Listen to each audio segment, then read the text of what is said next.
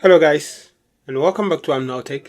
In today's video, I'm going to show you how to split your displays into two separate windows. Now, we have this window opened and this window opened. Now, if you are working on only on one window, you can be navigating through whatever that you want. But here is a case, you have two displays which you are working on. And if you want to split these two displays, because once you are working on one window, one window opened, you can't be working at the same time on the other one opened. So these are the two window opened.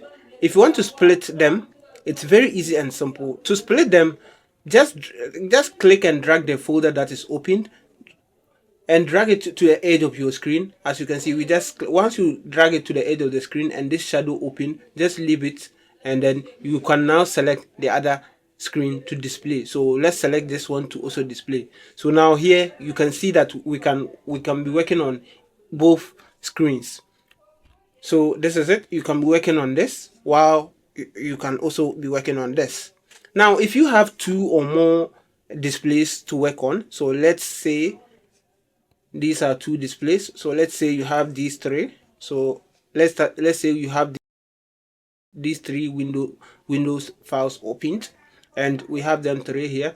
So now to do this too, it's very easy and simple to go once again. So just click and drag the window once again and move to the top of the screen.